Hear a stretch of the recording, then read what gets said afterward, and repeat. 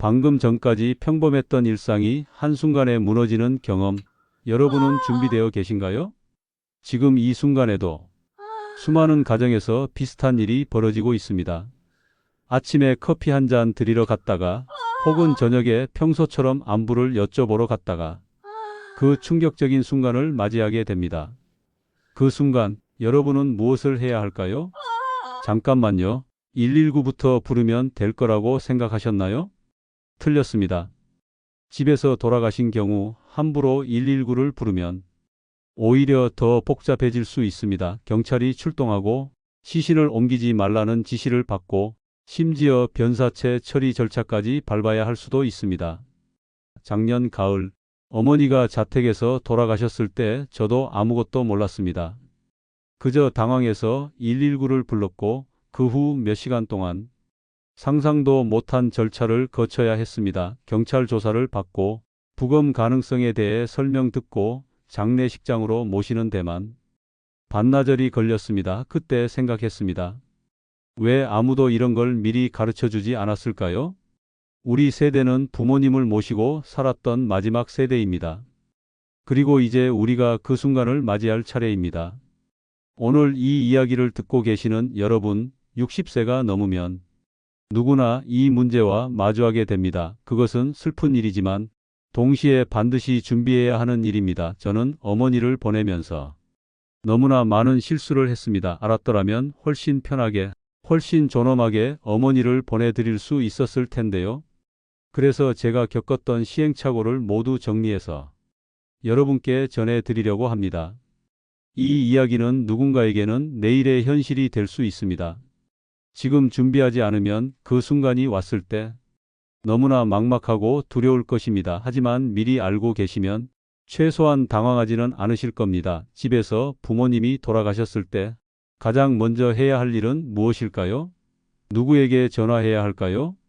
어떤 서류가 필요할까요? 장례는 어떻게 치러야 할까요? 비용은 얼마나 들까요? 앞으로 여러분께 들려드릴 이야기는 모두 실제 경험을 바탕으로 한 것입니다. 제가 직접 겪었고 주변에서 겪은 분들의 사례를 모아서 정리했습니다. 화려한 말은 필요 없습니다. 여러분께 필요한 건 정확한 정보와 실질적인 도움입니다. 자, 이제부터 하나하나 차근차근 설명해 드리겠습니다. 메모 준비하셨나요? 이 내용은 여러분의 인생에서 반드시 필요한 순간이 올 것입니다. 첫 발견, 그 순간 무엇을 해야 하나? 아침 6시 반. 저는 평소처럼 어머니 방문을 두드렸습니다. 대답이 없었습니다. 한 번 더 두드렸습니다. 여전히 조용했습니다. 문을 열고 들어갔을 때 어머니는 침대에 누워 계셨습니다. 하지만 뭔가 달랐습니다. 가슴이 움직이지 않았습니다. 손을 잡아보니 차가웠습니다. 얼굴에 손을 대봤습니다. 숨소리가 들리지 않았습니다. 그 순간 제 머릿속이 하얘졌습니다. 여러분, 이 순간이 바로 가장 중요한 순간입니다. 지금 여러분이 무엇을 하느냐에 따라 앞으로의 모든 절차가 달라집니다. 첫째, 절대 당황해서 시신을 흔들거나 옮기지 마십시오. 지금 그대로 두셔야 합니다. 제가 했던 실수가 바로 이것이었습니다. 너무 놀라서 어머니를 흔들고 일으켜 세우려고 했습니다. 나중에 의사 선생님이 말씀하셨습니다. 그러면 안 된다고요? 둘째, 주치의가 계시다면 주치의에게 먼저 연락하십시오. 119가 아닙니다. 주치의입니다. 왜 그럴까요? 주치의가 있으면 사망 진단서를 바로 받을 수 있기 때문입니다. 제 경우엔 어머니가 고혈압으로 동네 병원에 다니고 계셨습니다. 그런데 제가 그걸 까먹고 119를 불렀습니다. 그 결과 어땠을까요? 경찰이 함께 출동했고 변사 가능성 검토까지 해야 했습니다. 셋째, 만약 주치의가 없다면 이때 119를 부르되 반드시 이렇게 말씀하셔야 합니다. 지병이 있으신 부모님이 자택에서 돌아가신 것 같습니다. 이 한마디가 정말 중요합니다. 119 상황실 직원이 물어볼 것입니다. 어떤 지병이 있으셨는지, 언제부터 아프셨는지, 마지막 병원 방문이 언제였는지, 이런 정보들을 최대한 자세히 말씀하시면 나중에 절차가 한결 수월해집니다. 넷째, 119 구급대원이 오기 전에 꼭 준비해야 할 것들이 있습니다. 건강보험증, 신분증, 최근 진료 기록이나 약 처방전, 그리고 만약 있다면 진단서나 소견서 이것들을 미리 찾아 두십시오. 저는 이것도 모르고 있었습니다. 구급대원이 오고 나서야 허둥지둥 찾아 헤맸습니다. 서랍을 뒤지고 가방을 뒤지고 약봉지를 찾고 그 시간이 너무 길게 느껴졌습니다. 다섯째, 가족들에게 연락하십시오. 하지만 모든 가족이 다 달려올 필요는 없습니다. 일단 가장 가까운 가족 한두 분만 오시면 됩니다. 왜냐하면 지금부터는 의료진의 확인과 서류 작업이 추가되기 때문입니다. 여섯째, 장례식장에 미리 연락하지 마십시오. 아직 이릅니다. 사망 확인도 안 된 상태에서 장례식장에 연락하면 나중에 병원 영안실을 거쳐야 하는 경우 이중으로 비용이 발생할 수 있습니다. 구급대원이 도착하면 이렇게 진행됩니다.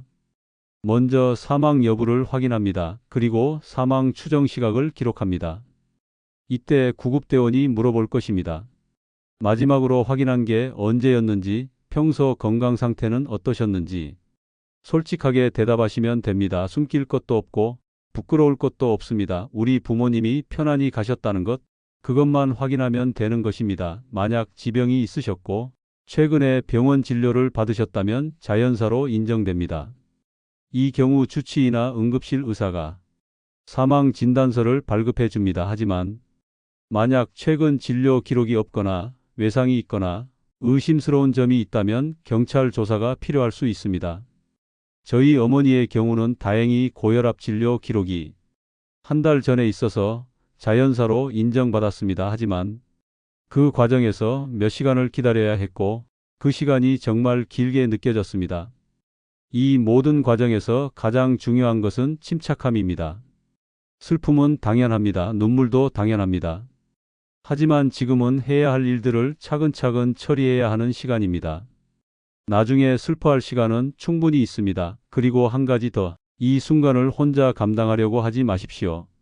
누군가 옆에 있어야 합니다. 형제 자매든 친척이든 친한 이웃이든 혼자서는 감당하기 어렵습니다. 사망 진단서와 행정 절차. 구급대원이 가고 나면 이제 본격적인 행정 절차가 시작됩니다. 여기서부터가 정말 복잡합니다. 하지만 하나씩 따라오시면 어렵지 않습니다. 가장 먼저 필요한 것은 사망 진단서입니다. 이것 없이는 아무것도 할 수 없습니다. 장례도, 화장도, 심지어 시신을 옮기는 것조차 불가능합니다. 사망 진단서는 어디서 받을 수 있을까요? 경우에 따라 다릅니다. 만약 주치의가 계시고 그 의사 선생님이 직접 와서 확인하셨다면 그 자리에서 발급받을 수 있습니다. 하지만 대부분의 경우 병원 응급실로 가야 합니다. 119 구급차가 가까운 병원 응급실로 모십니다. 이때 가족이 함께 가야 합니다. 응급실에서 당직 의사가 최종 확인하고 사망 진단서를 발급해 줍니다. 여기서 중요한 팁 하나, 사망 진단서는 한 장만 받지 마시고 여러 장 받으십시오. 최소 5장은 받으시는 게 좋습니다. 왜냐하면 보험 청구, 은행 업무, 부동산 처리, 연금 정리 등 여러 곳에 제출해야 하기 때문입니다. 저는 처음에 2장만 받았다가 나중에 다시 병원에 가서 추가로 발급받아야 했습니다. 그때마다 비용도 들고 시간도 낭비됩니다. 한 번에 넉넉하게 받아두십시오. 사망 진단서를 받았다면 이제 사망 신고를 해야 합니다. 사망 신고는 사망 사실을 안 날로부터 1개월 이내에 해야 합니다. 하지만 가능하면 빨리 하는 게 좋습니다. 사망 신고는 주민센터나 구청에서 할 수 있습니다. 필요한 서류는 사망 진단서, 신고인의 신분증, 고인의 가족관계 증명서입니다. 신고인은 배우자, 자녀, 부모 등 직계 가족이어야 합니다. 주민센터에 가면 직원이 친절하게 안내해 줍니다. 양식을 작성하고 서류를 제출하면 당일에 처리됩니다. 사망 신고가 완료되면 가족관계 증명서에 사망 사실이 기재되고 주민등록은 말소됩니다. 그런데 여기서 많은 분들이 놓치는 게 있습니다. 바로 화장 허가입니다. 요즘은 대부분 화장을 하시죠? 화장을 하려면 별도로 화장 허가를 받아야 합니다. 화장 허가도 같은 주민센터에서 신청할 수 있습니다. 사망 신고와 동시에 하시면 편합니다. 필요한 서류는 사망 진단서 사본과 화장 신청서입니다. 신청서는 주민센터에 비치되어 있습니다. 화장 허가증을 받으면 이제 장례식장에 연락할 수 있습니다. 이 순서가 중요합니다. 화장 허가 없이 장례식장에 가면 나중에 다시 서류를 준비해야 합니다. 또 하나 중요한 게 있습니다. 바로 국민연금과 건강보험 신고입니다. 이것도 빨리 하시는 게 좋습니다. 국민연금공단에 사망 신고를 하면 유족연금이나 사망 일시금을 받을 수 있습니다. 저희 어머니의 경우 아버지가 먼저 돌아가셔서 유족연금을 받고 계셨습니다. 그래서 어머니가 돌아가시면서 그 연금이 중단됐습니다. 하지만 사망 일시금은 받을 수 있었습니다. 국민연금 신고는 가까운 국민연금공단 지사나 주민센터에서 할 수 있습니다. 요즘은 인터넷으로도 가능합니다. 필요한 서류는 사망진단서, 신청인의 신분증, 통장 사본입니다. 건강보험도 마찬가지입니다. 건강보험공단에 신고하면 그동안 낸 보험료 중 환급받을 게 있을 수도 있습니다. 그리고 피부양자였다면 그 자격이 상실되므로 지역가입자로 전환해야 합니다. 이런 행정 절차들이 복잡하게 느껴지실 수 있습니다. 하지만 실제로 해보면 생각보다 어렵지 않습니다. 주민센터 직원들이 잘 안내해주고 국민연금공단이나 건강보험공단도 친절하게 도와줍니다.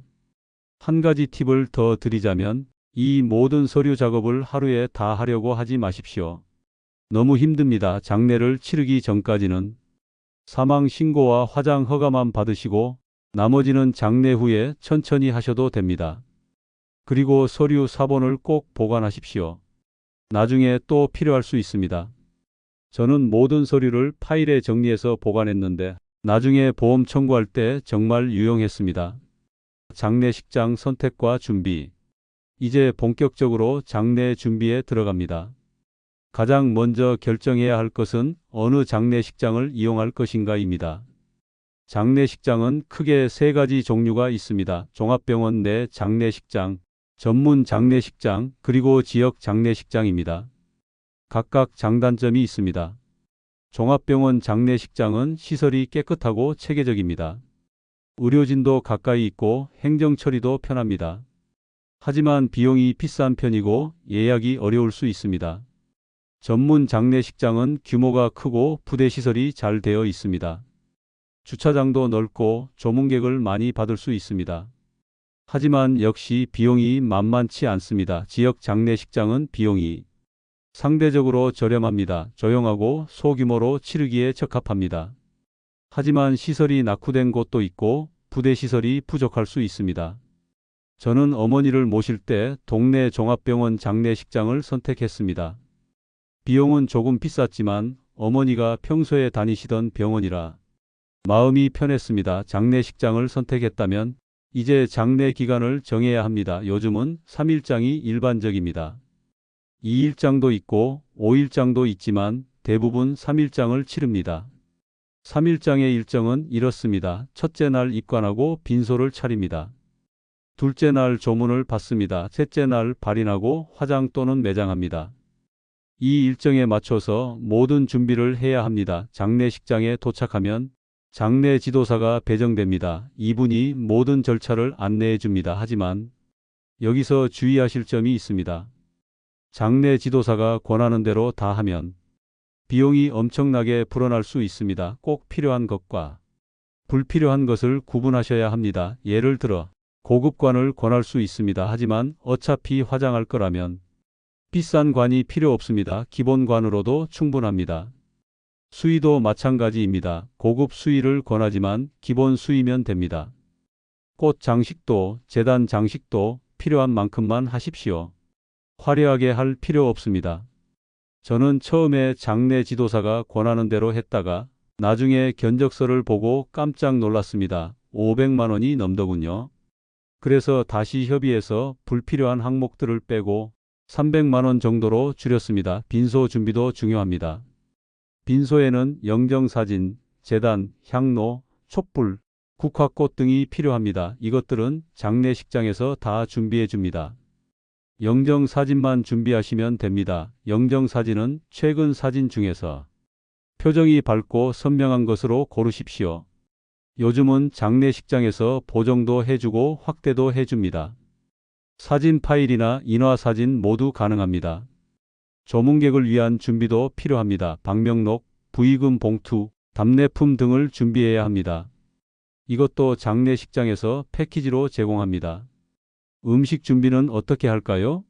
장례식장에 식당이 있다면 거기서 주문하면 됩니다. 조문객들을 위한 다가와 식사, 상주들의 식사를 준비해야 합니다. 여기서 팁 하나, 음식은 처음부터 많이 주문하지 마십시오.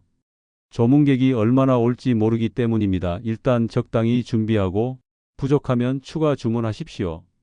저는 첫날 음식을 너무 많이 준비했다가 절반 이상 남겨서 버리는 걸 보고 마음이 아팠습니다. 둘째 날부터는 필요한 만큼만 주문했습니다.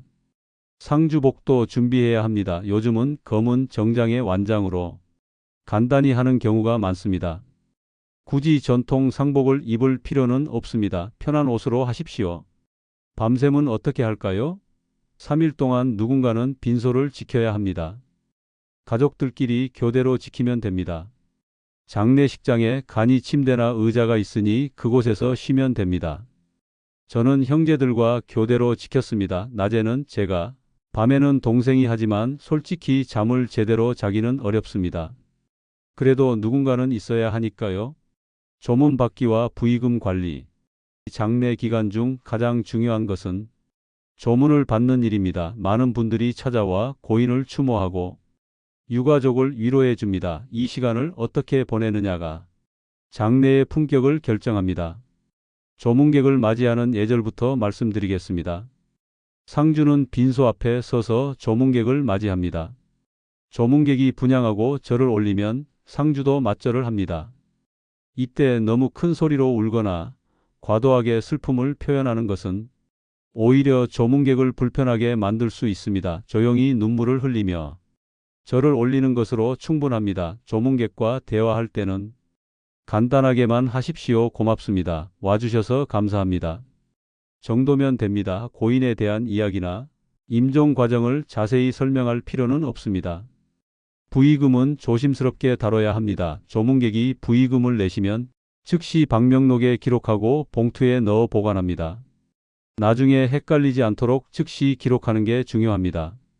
저는 조카에게 부의금 관리를 맡겼습니다. 조카가 방명록에 이름과 금액을 기록하고 봉투를 따로 보관했습니다. 이렇게 하니 나중에 정산할 때 편했습니다. 부의금은 투명하게 관리해야 합니다. 가족들끼리도 나중에 문제가 생길 수 있으니까요. 저는 모든 부의금을 엑셀로 정리했고 영수증도 모두 보관했습니다. 조문객 중에는 오랜만에 보는 친척들도 많습니다. 이때 인사를 나누고 안부를 묻는 것은 당연합니다. 하지만 너무 오래 이야기하거나 다른 주제로 대화가 길어지는 것은 피하십시오. 식사 대접도 신경 써야 합니다. 조문객들이 식사 시간에 오시면 자연스럽게 식사를 권해야 합니다. 식사하고 가십시오라고 말씀드리면 됩니다. 장례식장 식당을 이용하는 경우가 많은데 미리 식권을 준비해 두는 게 좋습니다. 조문객에게 식권을 드리면 편하게 식사하실 수 있습니다. 밤에도 조문객이 옵니다. 특히 직장 동료들은 퇴근 후에 오시는 경우가 많습니다. 그래서 상주는 밤늦게까지 빈소를 지켜야 합니다. 교대로 쉬면서 하는 게 좋습니다. 조문 기간 동안 상주는 거의 잠을 못 잡니다. 낮에는 조문객을 맞이하고 밤에는 빈소를 지키고 정말 힘든 시간입니다. 하지만 이것도 고인을 위한 마지막 도리라고 생각하면 견딜 수 있습니다. 조문객 중에는 고인과 특별한 인연이 있던 분들도 계십니다. 그분들은 오래 머물며 추억을 이야기하십니다. 그럴 때는 귀 기울여 들어드리십시오. 그 이야기 속에서 미처 몰랐던 부모님의 모습을 발견할 수도 있습니다. 저는 조문 기간 동안 어머니의 옛 직장 동료분들을 많이 만났습니다. 그분들이 들려주신 어머니의 젊은 시절 이야기를 들으며 어머니를 새롭게 알게 됐습니다. 그게 위로가 됐습니다. 부의금을 어떻게 쓸 것인가도 미리 생각해 두십시오. 장례 비용으로 쓰고 남는 금액은 형제들과 협의해서 처리하면 됩니다. 보통은 장례 비용에 보태고 나머지는 제사 비용으로 남겨둡니다. 답례품도 준비해야 합니다. 조문객이 가실 때 드리는 답례품입니다. 요즘은 수건이나 비누 세트를 많이 줍니다. 장례식장에서 준비해 주니 크게 신경 쓸 필요는 없습니다. 조문 기간이 끝나갈 무렵 마음이 복잡해집니다. 이제 정말 마지막 순간이 다가오고 있다는 걸 실감하게 되니까요. 하지만 끝까지 차분하게 절차를 마무리해야 합니다. 발인과 화장 절차 드디어 발인일 아침입니다. 마지막으로 고인을 뵙고 영원히 이별하는 순간입니다. 이날 아침은 정말 마음이 무겁습니다. 발인 시간은 보통 오전에 잡습니다. 9시나 10시가 일반적입니다. 화장장 예약 시간에 맞춰서 정하게 됩니다. 화장장은 미리 예약해야 하는데 장례식장에서 대신 해줍니다. 발인 전에 마지막 절을 올립니다. 가족들이 모두 모여서 관 앞에서 큰 절을 올립니다. 이때는 정말 눈물을 참을 수가 없습니다. 이제 정말 마지막이구나 하는 생각에 가슴이 무너집니다. 관을 운구차에 싣습니다. 장례 지도사들이 조심스럽게 관을 옮깁니다. 가족들은 그 뒤를 따라갑니다. 영정사진을 들고 앞장서는 사람은 보통 장남이나 장손입니다. 운구차를 따라 가족들의 차량이 출발합니다. 화장장까지는 보통 30분에서 1시간 정도 걸립니다. 차 안에서는 말없이 눈물만 흘립니다. 화장장에 도착하면 먼저 대기실에서 기다립니다. 화장 순서가 되면 안내를 받습니다. 화장장 직원이 서류를 확인하고 화장 허가증을 제출합니다. 화장로 앞에서 마지막 작별 인사를 합니다. 관이 화장로 안으로 들어가기 전 가족들이 관을 어루만지며 마지막 인사를 합니다. 저는 이때 어머니께 많은 말씀을 드렸습니다. 어머니, 그동안 고생 많으셨어요. 이제 편히 쉬세요. 아버지 만나서 행복하세요. 저희는 잘 살겠습니다. 걱정하지 마세요. 관이 화장로로 들어갑니다. 문이 닫히는 순간 정말 가슴이 무너집니다. 이제 정말 영원한 이별입니다. 다시는 볼 수 없습니다. 만질 수도 없습니다. 화장 시간은 약 2시간 정도 걸립니다. 그 시간 동안 가족들은 대기실에서 기다립니다. 말없이 앉아 있거나 간단히 식사를 하거나 조용히 이야기를 나눕니다. 저는 그 시간이 가장 길게 느껴졌습니다. 이 시간이 마치 하루처럼 길었습니다. 동생과 어머니에 대한 추억을 이야기하며 시간을 보냈습니다. 화장이 끝나면 안내를 받습니다. 유골을 수습하는 시간입니다. 화장장 직원이 유골을 깨끗이 정리해서 보여줍니다. 그 모습을 보는 것도 쉽지 않습니다. 유골은 골분기로 곱게 갈아서 유골함에 넣습니다. 요즘은 대부분 이렇게 합니다. 예전처럼 항아리에 그대로 담는 경우는 드뭅니다. 유골함을 받을 때 마음을 단단히 먹어야 합니다. 이 작은 함 안에 어머니의 모든 것이 담겨 있다는 사실이 실감나지 않습니다. 그렇게 큰 존재였던 어머니가 이렇게 작아지다니 유골함을 모시고 나옵니다. 이제 어디에 모실 것인가를 결정해야 합니다. 선택지는 몇 가지가 있습니다. 납골당, 자연장 또는 수목장입니다. 납골당은 가장 일반적인 방법입니다. 시설이 잘 되어 있고 관리도 편합니다. 정기적으로 찾아뵐 수 있고 제사도 지낼 수 있습니다. 자연장은 육골을 자연으로 돌려보내는 방법입니다. 산이나 바다에 뿌립니다. 요즘 많이 선호하는 방법입니다. 자연으로 돌아가는 것이 더 자연스럽다고 생각하는 분들이 많습니다. 수목장은 나무 아래에 유골을 묻는 방법입니다. 나무가 자라면서 고인을 품어줍니다. 자연과 함께 하면서도 찾아뵐 장소가 있다는 장점이 있습니다. 저는 어머니를 납골당에 모셨습니다. 아버지도 그곳에 계시기 때문입니다. 두 분이 함께 계시면 좋을 것 같았습니다. 정기적으로 찾아뵐 수 있는 것도 좋았고요. 납골당은 미리 자리를 예약해야 합니다. 위치와 비용이 다양합니다. 저는 중간 위치에 있는 곳으로 정했습니다. 너무 높으면 찾아뵙기 불편하고 너무 낮으면 관리가 걱정됐습니다. 유골함을 납골당에 모시는 순간 모든 것이 끝났다는 생각이 듭니다. 이제 정말 현실입니다. 어머니는 이제 여기 계십니다. 언제든 찾아뵐 수 있지만 대화는 할 수 없습니다. 마지막으로 절을 올립니다. 납골당 앞에서 가족들이 모두 모여 절을 올립니다. 어머니, 편히 쉬세요. 자주 찾아뵙겠습니다. 그렇게 말씀드리고 돌아섭니다. 돌아서는 발걸음이 정말 무겁습니다. 뒤를 돌아보고 싶지만 참습니다. 이제 앞을 보고 살아가야 합니다. 어머니가 그렇게 바라실 겁니다. 장례 후 처리해야 할 일들, 장례가 끝났다고 모든 게 끝난 건 아닙니다. 오히려 이제부터가 시작입니다. 처리해야 할 일들이 산더미처럼 쌓여 있습니다. 가장 먼저 해야 할 일은 보험 청구입니다.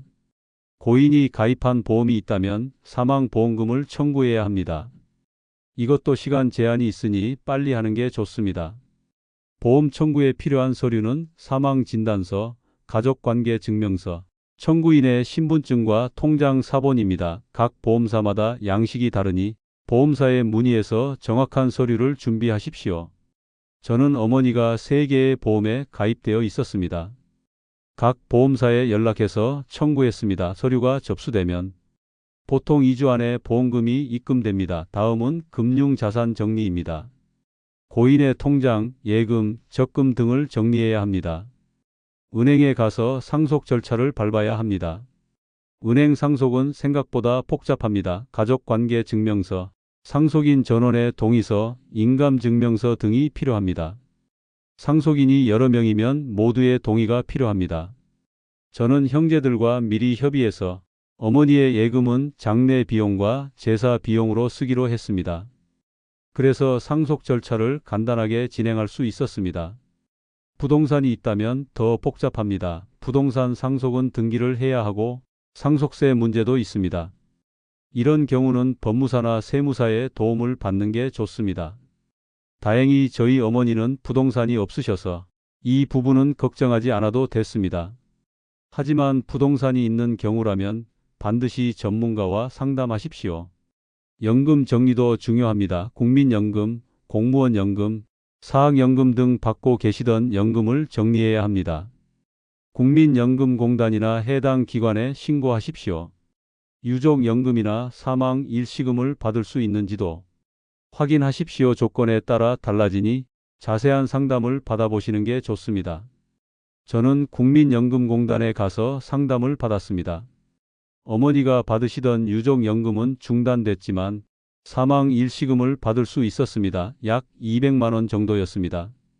고인의 휴대폰도 해지해야 합니다. 통신사에 연락해서 해지 신청을 하면 됩니다. 필요한 서류는 사망진단서와 신청인의 신분증입니다. 각종 멤버십이나 정기 구독도 확인하십시오. 신문, 잡지, 인터넷 서비스 등 정기적으로 비용이 나가는 것들을 정리해야 합니다. 저는 어머니의 휴대폰을 정리하면서 문자 메시지와 사진들을 저장했습니다. 어머니의 목소리가 담긴 음성 메시지도 따로 보관했습니다. 나중에 그리울 때 들으려고요. 신용카드도 해지해야 합니다. 카드사에 연락하면 됩니다. 자동이체나 정기결제가 설정되어 있는지 확인하고 모두 해지하십시오. 의료비, 정산도 빼놓지 마십시오. 마지막 입원비나 응급실 비용이 남아있을 수 있습니다. 병원에서 청구서를 받으면 기한 내에 납부하십시오. 건강보험 환급금도 확인하십시오. 그동안 낸 보험료 중 돌려받을 게 있을 수 있습니다. 건강보험공단에 문의해 보십시오. 이 모든 일들을 한꺼번에 하려면 정말 힘듭니다. 저는 체크리스트를 만들어서 하나씩 체크하며 진행했습니다. 그렇게 하니 빠뜨리는 것 없이 정리할 수 있었습니다. 처리하면서 느낀 건 이런 일들을 혼자 하기는 정말 어렵다는 것입니다. 가족들과 역할을 나눠서 하는 게 좋습니다. 한 사람이 모든 걸 다 하려고 하면 지칩니다. 그리고 천천히 하십시오. 급하게 할 필요 없습니다. 하나씩 차근차근 처리하다 보면 어느새 다 끝나 있습니다. 서두르다가 실수하는 것보다 천천히 정확하게 하는 게 낫습니다. 새로운 일상과 마음 정리 장례를 치르고 모든 절차를 마치고 나면 이상하게 허전합니다. 그동안 정신없이 바쁘게 움직이다가 갑자기 모든 게 멈춘 것 같은 느낌입니다. 집에 혼자 앉아 있으면 어머니 생각이 납니다. 어머니가 앉아 계시던 소파, 어머니가 쓰시던 물건들, 어머니 방에서 나던 냄새 모든 게 그리워집니다. 처음 몇 주는 정말 힘듭니다. 밤에 잠을 이루기 어렵습니다. 자꾸 어머니 꿈을 꿉니다. 꿈에서 어머니가 살아 계십니다. 꿈에서 깨면 현실이 다시 찾아옵니다. 전화벨이 울릴 때마다. 순간적으로 어머니인가 싶습니다. 문 열리는 소리가 나면 어머니가 오시나 싶어 돌아봅니다. 하지만 그곳에는 아무도 없습니다. 이런 감정들은 자연스러운 것입니다. 슬픔을 느끼는 것은 당연합니다. 우는 것도 괜찮습니다. 참지 마십시오. 슬플 때는 실컷 우십시오. 저는 어머니 방을 한동안 그대로 두었습니다. 정리할 엄두가 나지 않았습니다. 그냥 문을 닫아두고 가끔 들어가서 앉아있곤 했습니다. 한 달쯤 지나서야 조금씩 정리하기 시작했습니다. 어머니의 옷가지, 신발, 화장품 하나씩 정리하면서 또 눈물이 났습니다.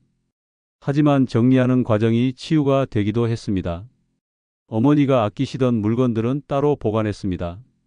시계, 반지, 목걸이. 이런 것들은 나중에 손자들에게 물려주려고 합니다. 어머니를 기억할 수 있는 유품으로요. 옷은 대부분 기부했습니다.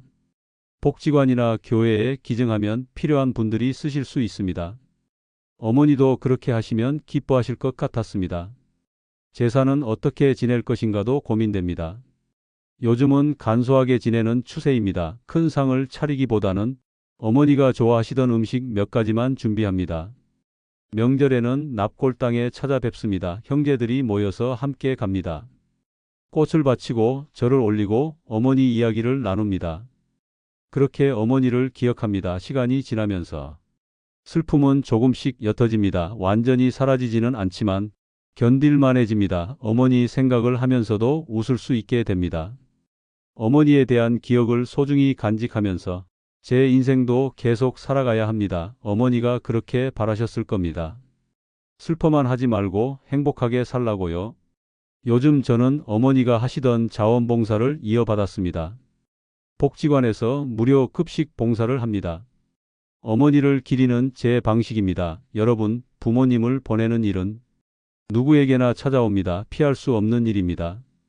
하지만 미리 준비하면 조금 덜 당황하고 조금 더 편안하게 마지막을 모실 수 있습니다. 제가 오늘 말씀드린 내용들을 기억해 주십시오. 집에서 돌아가셨을 때 누구에게 연락할 것인가? 어떤 서류가 필요한가? 장례는 어떻게 치를 것인가? 장례 후에는 무엇을 해야 하는가? 이 모든 것들을 미리 알고 계시면 그 순간이 왔을 때 큰 도움이 될 것입니다. 당황하지 않고 차근차근 절차를 밟을 수 있을 것입니다.